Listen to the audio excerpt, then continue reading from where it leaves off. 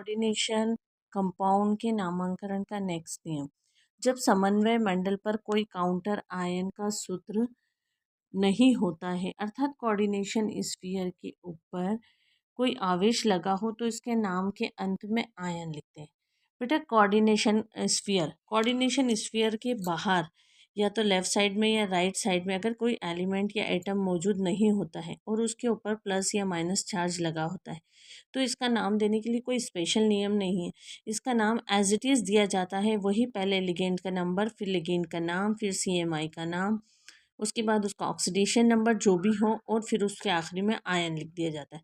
Ion लिखने के साथ उसमें प्लस आयन कितने हैं, 2 है, 3 है, माइनस आयन 1 है, 2 है, 3 है, वो लिखना ज़रूरी नहीं है, सिर्फ लिखा जाता है आयन। जैसे इसका नाम होगा हेक्साअमीन कोबाल्ट 3 आयन।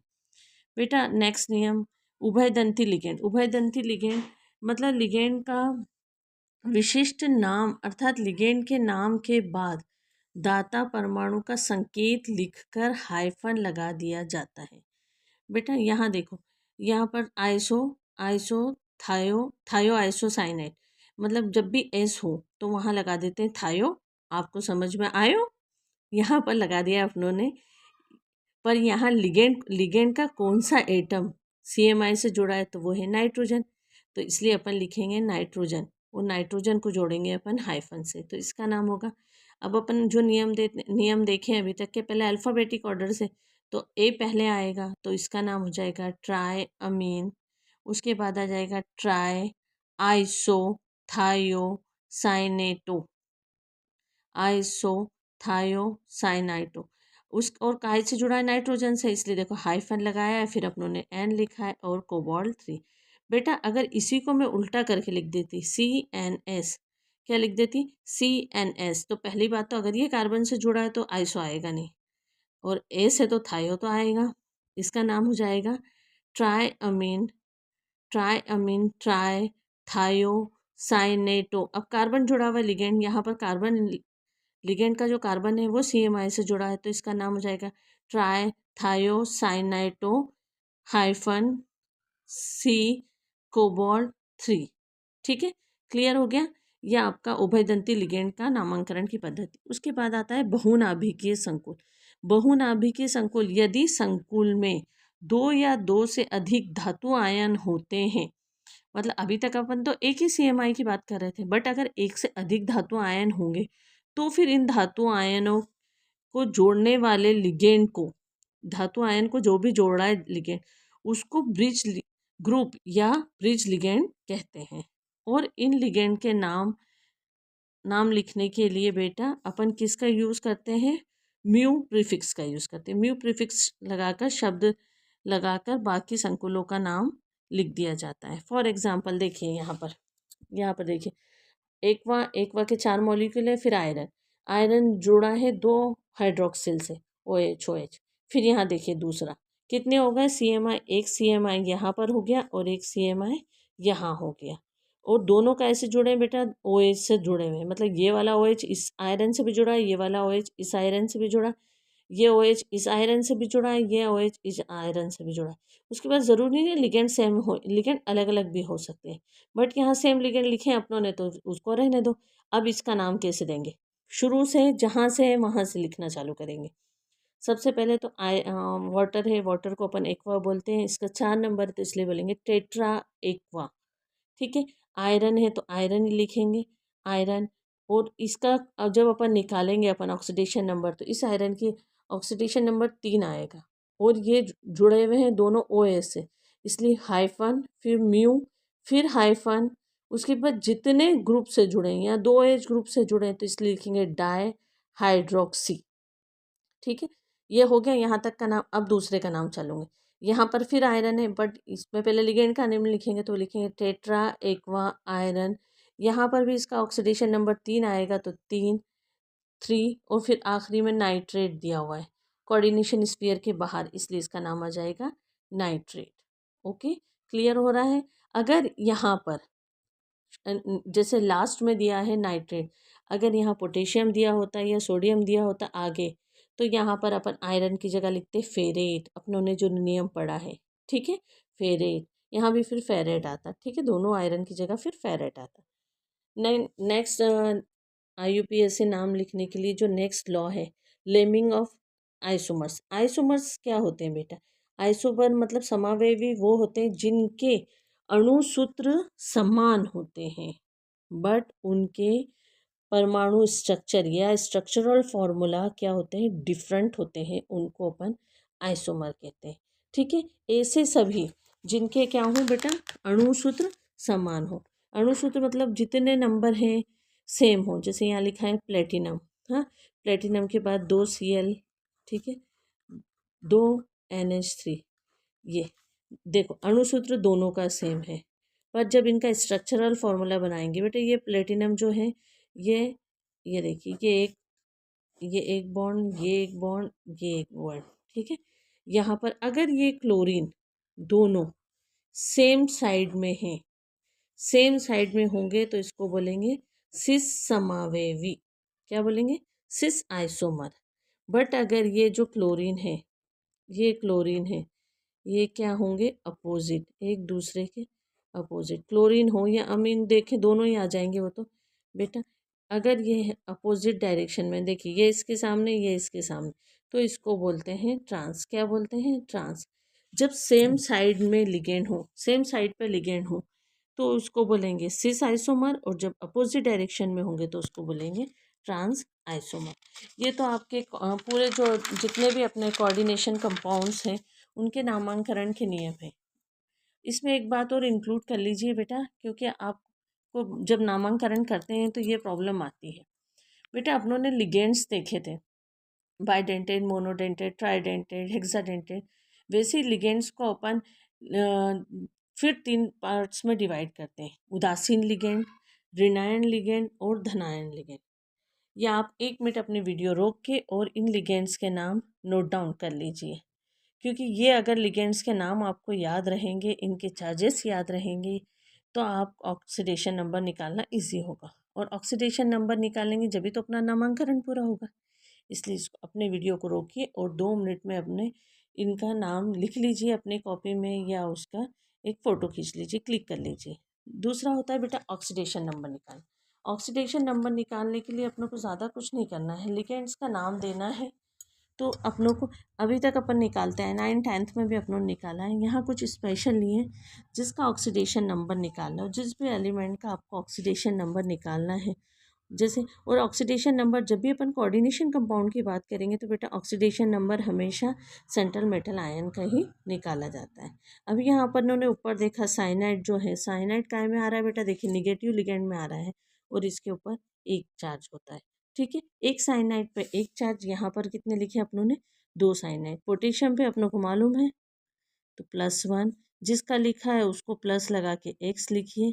एक साइनाइड पे ये प्लस लगाया, एक साइनाइड पे 1, तो 2 साइनाइड पे 2, और लीनियर इक्वेशन की तरह अपन इसके सामने भी 0 लिखेंगे।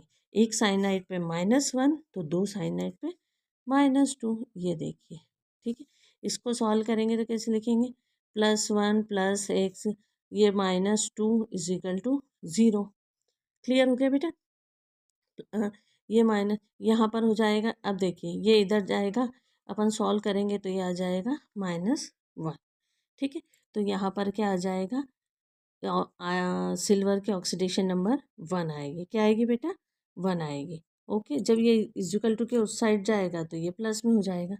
वैसे ही अगर अपन निकालें अपना फेवरेट कंपाउंड जो अपना K4FeCN6, नाम तो आप लोगों को तो वैसे ही रटा गया होगा, फिर भी अपन एक बार इसको देखते हैं। इसमें अपनों को किसकी CMI किसका निकालना है, ऑक्सीडेशन नंबर। ऑक्सीडेशन नंबर हमेशा CMI का निकालते हैं, और CMI को नहीं, यहाँ पर आयरन है या फेरस है, ठीक है। एक पोटेशियम पे होता है +1, तो 4 पे कितना होगा, +4, जिसका निकालना है उसको x प्लस लगाओ। एक साइनाइड पे -1 तो 6 पे -6 हो जाएगा। ऐसे अगर अपन देखें तो, और = 0। जब इसको अपन पूरा सॉल्व करेंगे तो अपना आ जाएगा x = +2। इसलिए अपन लिखते हैं हेक्सासाइनोफेरेट 2, पोटेशियम हेक्सासाइनोफेरेट 2। क्लियर हो गया।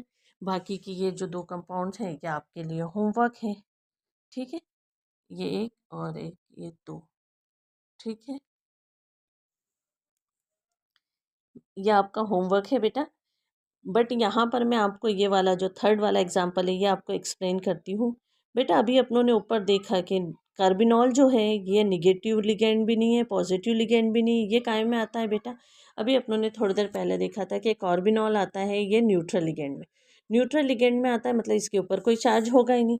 जब यहाँ निकिल के अपन CMI, निकिल जो है अपना सेंट्रल मेटल आयन निकिल जो है, जब इसका अपन ऑक्सीडेशन नंबर निकालते हैं तो इसको X लिखते हैं, प्लस लगाओ। बेटा यहाँ पर कॉर्बिनॉल है, यहाँ पर कॉर्बिनॉल के 4 मॉलिक्यूल, पर ये न्यूट्रल है इसलिए 0, और 4 है इसलिए इंटू 4, और लीनियर इक्वेशन जैसा लिखते हैं अपन बराबर में 0 इक्वल में 0। जब x इंटू 0 इंटू 4 होगा तो 0 ही हो जाएगा। तो यहाँ लिखेंगे अपन x plus 0 is equal to 0। तो यहाँ पर x इज इक्वल टू क्या आ जाएगा 0। अब इसका नाम अपन IUPAC नेम देते हैं। तो यहाँ पर कितने मॉलिक्यूल हैं कार्बिनॉल के 4। तो अपन लिखेंगे टेट्रा कार्बिनॉल निकेल। निकिल ही लिखेंगे क्योंकि इसके आगे काउंटर आयन नहीं है, ना चार्ज है ना काउंटर एटम है, तो इसलिए अपन लिखेंगे टेट्रा कार्बिनॉल निकेल। और यहाँ पर अपनों ने ऑक्सीडेशन नंबर अब भी निकाली है, कितनी है 0, तो इसका नाम हो जाएगा टेट्रा कार्बिनॉल निकेल 0। बेटा ये एग्ज़ाम पर्पज़ से बहुत इम्पॉर्टेंट एग्ज़ाम्पल है जो पूछते हैं, ये हर हाल में एग्ज़ाम में आता है। हो सकता है आपके एग्ज़ाम में भी आ जाए और आपको 1 नंबर मिल जाए। बाकी ये जो है इसका नाम भी दीजिए आप, और इस एग्ज़ाम्पल को ऑक्सीडेशन नंबर निकाल के इसको सॉल्व भी कीजिए। एक बात और, ऑक्सीडेशन नंबर जो होता है ये किसको शो करता है बेटा, प्राइमरी वैलेंसी को। ठीक है, ये एक और एग्जाम्पल है जो आपके लिए होमवर्क है, इसको आप अच्छे से करके देखिए। नहीं आता है तो आप मुझसे पूछिए, मैं आपको एक्सप्लेन करूँगी। उसके बाद अपन सेकंड जो अपन देखते हैं कोऑर्डिनेशन नंबर। कोऑर्डिनेशन नंबर जिसको सेकेंडरी वैलेंसी कहते हैं। ठीक है, जितने एलिमेंट्स या जितने लिगेंड CMI से जुड़े होते हैं वो उसका कोऑर्डिनेशन नंबर होता है। जैसे यहाँ प्लेटिनम से 6 क्लोरीन जुड़ा है तो इसका कोऑर्डिनेशन नंबर 6 है। अमीन कितने जुड़े हैं 4, तो इसका 4। इथिलीन डायमीन, देखिए यहाँ पर एक मोस्ट इम्पॉर्टेंट वो आ रहा है कि यहाँ जुड़े तो 3 हैं, बट इसमें आप लोगों ने कोऑर्डिनेशन नंबर 6 क्यों लिखा है, क्योंकि अभी तक अपन मोनोडेंटेड लिगेंड की बात करते हैं। डेंटेड मतलब देने वाला डोनर नंबर कितना है, यहाँ पर एक ही है तो 1 है, और 6 मॉलिक्यूल इसलिए 6, यहाँ पर 4 थे, 1 देता है इसलिए 4। यहाँ पर इथिलीन डायमीन जो है इसमें 3 मॉलिक्यूल दिए हुए हैं और इसके ऊपर चार्ज कितना है 2, तो 3 दूना 6 इसलिए कोऑर्डिनेशन नंबर 6। ऐसे ऑक्सलेटो के ऊपर भी क्या होता है बेटा, 2 चार्ज होता है। क्या होता है, जैसे C2O4 इसके ऊपर -2 होता है। यहाँ पर 3 मॉलिक्यूल है, 3 दूना 6, तो इसका कोऑर्डिनेशन नंबर 6। मोनोडेंटेड मतलब जिसमें एक इलेक्ट्रॉन या एक एटम क्या दे रहा है, अपने लोन पेयर दे रहा है। देखिए अमीन में नाइट्रोजन देता है, एक वाई या वाटर में कौन देता है, ऑक्सीजन देता है, क्लोराइड में क्लोरीन, सल्फेट में एस, साइनाइड में CN। बाइडेंटेड मतलब जब दो एक ही पूरे लिगेंड में 2 एलिमेंट्स या 2 अलग अलग तत्व लोन पेयर डोनेट करते हैं तो इसको बाइडेंटेड बोलते हैं। एक छोटा सा मैंने यहाँ पर टेबल बनाया है जो मोस्ट इम्पॉर्टेंट है, जिसमें CMI का नाम और उसका कोऑर्डिनेशन नंबर। बेटा ये जनरली जो आते हैं CMI यही आते हैं, इसलिए इनको एक बार देख लीजिए। जब CMI सिल्वर होता है तो इसको अर्जेंटेड बोलते हैं, इसका कोऑर्डिनेशन नंबर जनरली 2 ही रहता है। जिंक इसका +2 चार्ज है और इसका कोऑर्डिनेशन नंबर 4 होता है। आयरन पे +2 होता है, इसका कोऑर्डिनेशन 6 होता है। कोबाल्ट का +3 होता है और उसका कोऑर्डिनेशन नंबर भी 6 होता है। यहाँ पर अब कोऑर्डिनेशन नंबर निकालने के लिए एक फॉर्मूला होता है, जो आप इस फॉर्मूले को याद करके भी आप इजीली कोऑर्डिनेशन नंबर निकाल सकते हैं। जैसे कई बार आपको एग्जाम्पल में फॉर्मूला ना देते हुए नाम दे देते हैं, नाम लिखने के लिए अपनों को उसका फॉर्मूला बनाना पड़ता है, तो उसके लिए अपन यहाँ पर कोऑर्डिनेशन नंबर का यूज़ कर सकते हैं। Coordination number equal to number of ligand into denticity. Denticity किसकी बेटा, लिगेंड की। लिगेंड की डेंसिटी अगर वो एक ही लोन पेयर इलेक्ट्रॉन डोनेट कर रहा है तो मोनोडेंटेड, अगर वो 2 कर रहा है तो bidentate. For example CONH3 whole 4 SO4, या फिर COEN whole twice HO2 whole twice और Cl3। ये बेटा ये आपके क्वेश्चन हैं, होमवर्क के क्वेश्चन हैं, इनको सॉल्व करिए, इनका कोऑर्डिनेशन नंबर निकालिए, इनका ऑक्सीडेशन नंबर निकालिए और इनका नामांकन कीजिए। ये आपका पूरा नॉमेनक्लेचर के नियम हो गए हैं, रूल्स हो गए हैं नामांकन के, आप इसको करिए। मैं कुछ आपको एग्जाम्पल इनके देती हूँ जो आप एग्ज़ाम पर्पज से बिल्कुल रट लीजिए, 101% इनमें से ही आना है। ये सिंपल अपना एग्जाम्पल दिए हुए हैं, ये ट्रिक दी हुई है कि आप कैसे याद करोगे क्या है।